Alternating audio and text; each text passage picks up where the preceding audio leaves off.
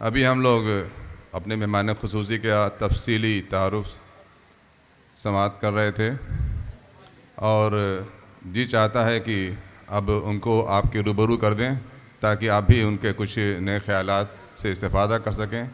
वो चूँकि अच्छे वक्ता हैं, अच्छे स्पीकर हैं, तो हम चाहते हैं कि थोड़ा सा अपने तकरीर का ख़िताबत का नमूना आपको दिखा दें। जनाब डॉक्टर मोहम्मद अकमल ख़ान साहब PPS।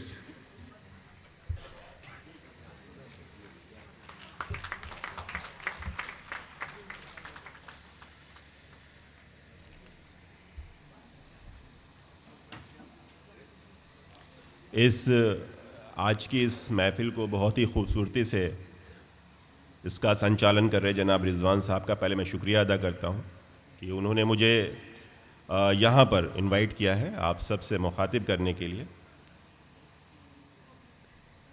इस अज़ीम व शान दरसगाह के मैनेजर जनाब हारिस साहब, प्रिंसिपल जनाब ज़फ़र अहमद ख़ान साहब, डिप्टी मैनेजर जनाब हसन जमाल साहब, जनाब रफ़ीउल्लाह साहब और इस प्रेस्टिजियस स्टेज पर बैठे हुए तमाम हमारे बुजुर्गवार जिनकी दुआओं से हम सभी यहाँ पर आज मुस्तफ़ीद हो रहे हैं, और इस बहुत ही प्रेस्टिजियस कॉलेज के तमाम खूबसूरत तुलबा सभी की खिदमत में मैं अपना सलाम और आदाब पेश करता हूँ। जहाँ तक इस अदारे की बात है तो मुझे लगता है कि मैं गारंटी के साथ कह सकता हूँ कि जितना जुड़ाव मुझे है इससे, जितना ज़्यादा मैं जुड़ा हुआ हूँ उतना ज़्यादा कोई भी नहीं जुड़ सकता, क्योंकि मैं यहीं पैदा भी हुआ था।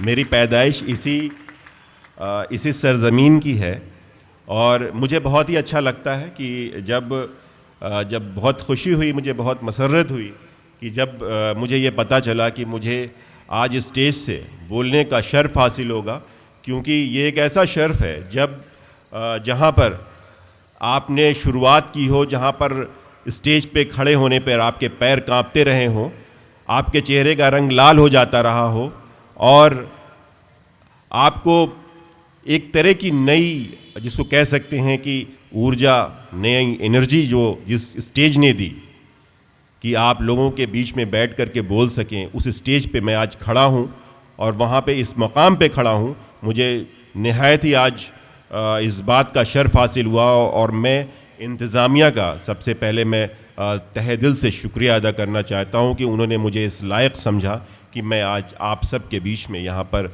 आ सका और अपनी लब कुशाई की जुर्रत कर पा रहा हूँ। मैं कोई जैसा कि रिजवान सर ने भी बताया, कोई बहुत बड़ा वक्ता नहीं हूँ। ये सारी चीज़ें 12th के बाद से छूट गई और पढ़ाई का एक ऐसा मौका आया कि जब सिर्फ पढ़ाई की तरफ ही यूनी डायरेक्शनल सारी एनर्जी को डाइवर्ट करना पड़ा, सारी एनर्जी को वहीं चैनलाइज करना पड़ा, क्योंकि ऐसा लगता था कि अगर ये सारी एनर्जी अगर एक जगह नहीं डाइवर्ट होगी तो ज़िंदगी में कामयाबी और तरक्की नहीं मिल सकती है। तो इसलिए करना पड़ता है। अगर सूरज की तरह उगना है, अगर सूरज की तरह चमकना है, अगर सूरज की तरह पूरे कायनात को रोशन करना है, तो सबसे ज़रूरी चीज़ है कि उसी सूरज की तरह जलना भी होगा।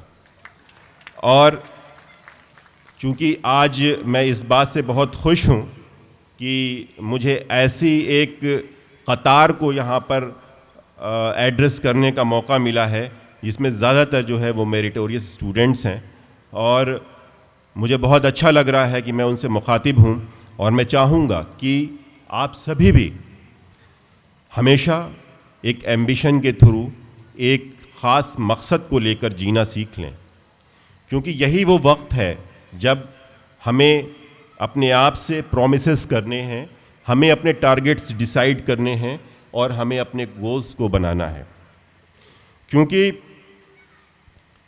अगर हम ऐसा नहीं करते हैं तो आगे परेशानियां आएंगी। तो अहद करना बहुत ज़रूरी है। मुबारक घड़ी में ये हम अहद कर लें, हर शान से हम ज़िंदगी में संवर लें, गुलों की तरह गुलिस्ता में निखर लें और बने हम भी सूरज और गगन में उभर लें। तो आज जो है ये मौका है कि हम सब लोग जिस लाइन में भी जाना चाहते हैं उस लाइन में परफेक्शन के साथ जाएं, अपने आप को मजबूती के साथ वहाँ पे रखें, अपने आप का असेसमेंट करें कि हमें क्या करना है और क्या नहीं करना है। इसके लिए आपको अभी से ही ज़रूर जो है मेहनत करनी पड़ेगी, काविशें करनी पड़ेंगी। और कोई ऐसे ही तो मशहूर नहीं होता, ऐसे ही मशहूर किसी को शोहरत नहीं मिलती। और किसी ने बहुत ख़ास तौर पे कहा है, ए ज़िंदगी तुझसे ही नहीं खुद से भी दूर हुए हैं। ए ज़िंदगी हम तुझसे ही नहीं खुद से भी दूर हुए हैं, तब जाकर इस शहर में मशहूर हुए हैं। तो ज़रूरी है हम सब के लिए कि अगर हमें ज़िंदगी में आगे बढ़ना है, काविशें करनी होंगी, मेहनतें करनी पड़ेंगी और अपने गोल्स को डिसाइड करना पड़ेगा। हम सभी जानते हैं कि हिस्ट्री बहुत सारे लोगों ने पढ़ी होगी, इतिहास। और इतिहास पढ़ाया क्यों जाता है ये हम सभी को पता है। इस दुनिया में जितने भी डिसिप्लिन्स बने हैं, जितने भी सब्जेक्ट्स बने हैं, उनका एक ख़ास मकसद है और वो एक कॉमन मकसद है। इस पे ज़रा गौर कीजिएगा, उन सब का एक कॉमन मकसद है और वो मकसद है ह्यूमन वेलफेयर। ह्यूमन वेलफेयर एक ख़ास मकसद है और आपको लगेगा कि हिस्ट्री पढ़ करके कौन सा ह्यूमन वेलफेयर हम कर सकते हैं, क्योंकि ये वो चीज़ है जो हमें बताती है कि किन लोगों ने किन रास्तों पे चलकर कामयाबी हासिल की और वो कौन से रास्ते थे जिस पर चले और किसी को नाकामयाबी हुई। तो हमें सबसे पहले उनसे दर्स लेने की ज़रूरत है कि हमें किन रास्तों पर चलना है। तो इतिहास या हिस्ट्री की बात यहाँ क्यों आई, बताने का सिर्फ एक ही मकसद है कि जिन कौमों ने एजुकेशन का सहारा लिया, इल्म का सहारा लिया और इल्म के रास्ते पे चलकर कामयाबी हासिल करने की कोशिशें की, उनको जिंदगी में उस पूरी कौम को कामयाबी मिली है। अगर हम पीछे जाएं और देखें, चूँकि आज दीनी तालीमी नुमाइश का इफ्तिताह भी हुआ और मैं इस कॉलेज की इंतज़ामिया को, उनके असातिज़ा कराम को, प्रिंसिपल साहब को इसके लिए बहुत ही दिली मुबारकबाद भी पेश करता हूँ कि इतनी खूबसूरत और बढ़िया जो दीनी तालीमी नुमाइश है उसको बहुत ही खूबसूरत अंदाज में पेश किया गया है। तो दीन और दुनिया हम सभी लोग अलग करके देखते हैं। ज़्यादातर लोग, हमें यह बताया जाता है कि ये दुनियावी रास्ते पे चला गया, ये गुमराह हो रहा है। बेसिकली वो दुनियावी रास्ता भी नहीं होता, वो कोई और ही रास्ता होता है, क्योंकि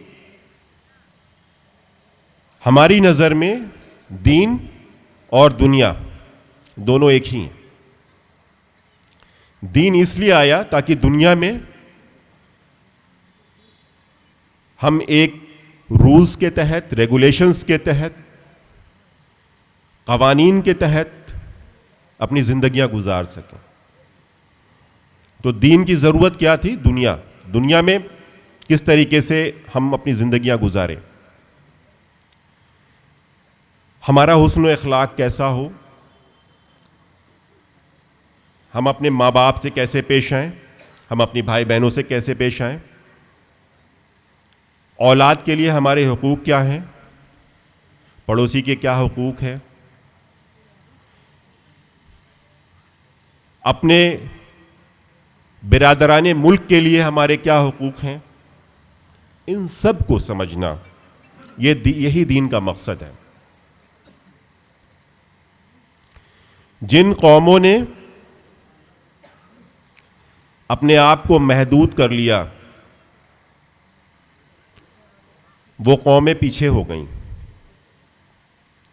इसलिए दीन में भी यही बताया गया है कि आपको एक हाथ में कलम और एक हाथ में कुरान लेकर के चलना है, तब आप तरक्की के रास्ते पर आगे बढ़ सकते हैं।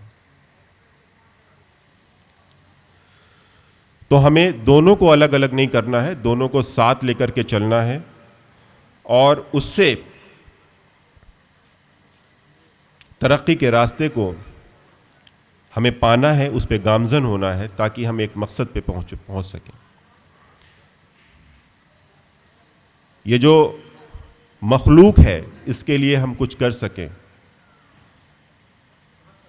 मैं एक एग्जाम्पल देना चाहता हूं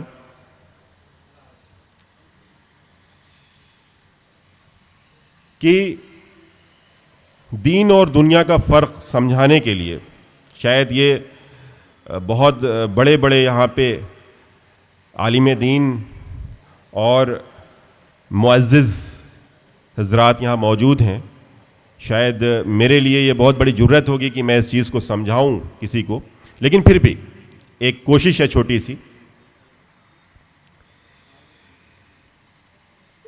दो स्टूडेंट हैं, एक मदरसे में तालीम हासिल कर रहे हैं, with all due respect to all the madrasas and teachers of all the मुदर्रिसीन, उनके लिए सारी मेरे तरफ से सारे रिस्पेक्ट हैं उनके लिए।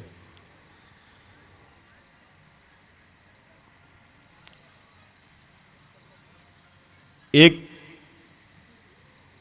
हाफिज हैं, वो हाफजा कर रहे हैं, और एक एमबीबीएस का स्टूडेंट है जो एमबीबीएस कर रहा है। ये सिर्फ महज एक एग्जाम्पल है, इसको हम लोग जनरलाइज नहीं करेंगे। हाफिज ने यह दिमाग बनाया है कि मुझे जल्दी से जल्दी हाफजा कंप्लीट कर लेना है, क्योंकि इस बार मस्जिद में जो है रमज़ान के महीने में मुझे कुरान सुनानी है और उसमें जो तबरुकात मिलने हैं और उसमें जो इनायात मिलनी है ताकि मैं उसका मुस्तहक बन सकूं। एक एग्जाम्पल मैंने दिया। और दूसरी तरफ एक एमबीबीएस का स्टूडेंट है, उसे लगता है कि जल्दी से मैं अपना हाउस जॉब कंप्लीट करूं। बहुत सारे गरीब लोग हैं, मैं गरीब परवर हो जाऊं, उनका इलाज कर सकूं, उन बहुत सारे लोगों का फ्री में इलाज कर सकूं, मैं जल्दी से इस चीज़ के लिए मैं काबिलियत हासिल कर लूं। मैं आप सभी से ये सवाल करना चाहता हूं कि इनमें से दुनियावी कौन है और दीनी कौन है। बस यही फ़र्क मैं आपको बताना चाहता था। तो इसलिए वक्त की ज़रूरत है कि हमारी जो नीयत है वो बहुत इम्पॉर्टेंट है, बहुत ही ज़रूरी है। किस तरीके से हमें उस पर आगे बढ़ना है, और अगर हम कभी भी कोई अच्छी नीयत के साथ अगर हम कोई काम करते हैं तो हमें कामयाबी और कामरानी ज़रूर मिलती है।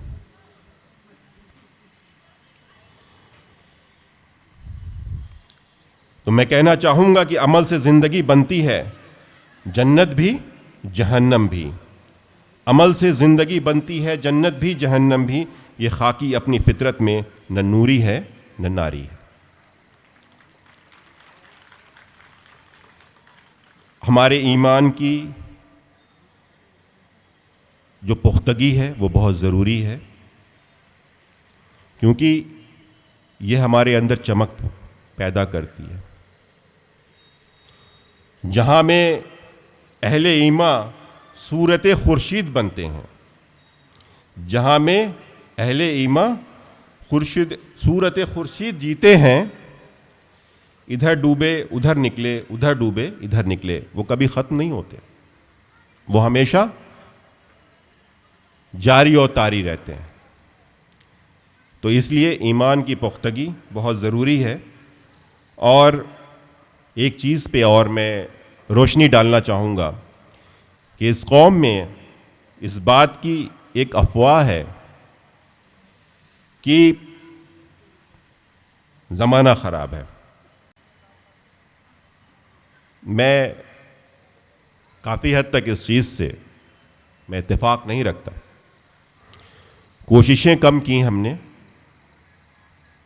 इसलिए परेशानियां हैं। कोशिशों की ज़रूरत है, क्योंकि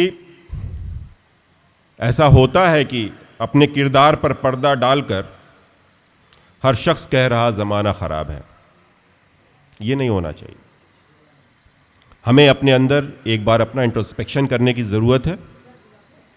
कमियां क्या हैं, उनको आइडेंटिफाई करने की ज़रूरत है। उन कमियों को दूर करने के रास्ते क्या हो सकते हैं, उन रास्तों पे चलने की ज़रूरत है। इंशाअल्लाह कामयाबी ज़रूर मिलेगी, ऐसा मेरा मानना है। और मैं आप सभी से कहना चाहूँगा, दिल से काम कीजिए, क्योंकि दिल से बात जो निकलती है असर रखती है। दिल से बात जो निकलती है असर रखती है, पर नहीं ताकत परवाज़ मगर रखती है। तो इसलिए ज़रूरी है कि हम कोई भी काम करें वो दिल से करें और अपने आप को ऐसी चीज़ों में मुलव्विस करें जिससे हमें लगना चाहिए कि ये फ़ायदा है। मैं as a ACP, as DSP मैंने काम किया है। बहुत सारे ऐसे सर्कल्स में काम किया है जो कि मुस्लिम पॉपुलेटेड सर्कल्स रही हैं। मैं एक रोशनी डालना चाहता हूँ वहाँ की जो समाजी ज़िंदगी है, स्पेशली नौजवानों की ज़िंदगी।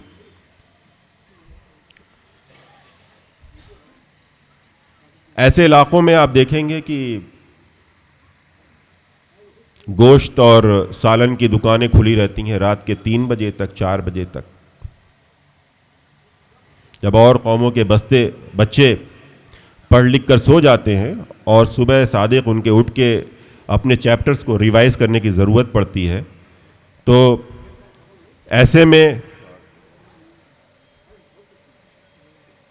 हमारे बच्चे ऐसे रेस्टोरेंट में, ऐसे दुकानों पर शिरमाल कबाब खा रहे होते हैं। इस आदत को बदलने की ज़रूरत है। इनको जब तक हम नहीं बदलेंगे तब तक हम चीज़ों पे कादिर नहीं हो सकते, उन पे हम बरतरी हासिल नहीं कर सकते। हमें डिसिप्लिन की ज़रूरत है। तो बहुत सारी बातें हो गई और वक्त की तंगी भी है और आगे अभी बहुत सारे प्रोग्राम्स भी होने हैं। अपनी मंजिलें तलाश कीजिए, मंजिलें बनाइए, उनका नक्शा तैयार कीजिए, क्योंकि मंजिल से आगे बढ़कर मंजिल तलाश कर, मेरा इतना ही कहना है, मंजिल से आगे बढ़कर मंजिल तलाश कर, मिल जाए तुझको दरिया तो समंदर तलाश कर। बहुत बहुत शुक्रिया। अस्सलाम वालेकुम।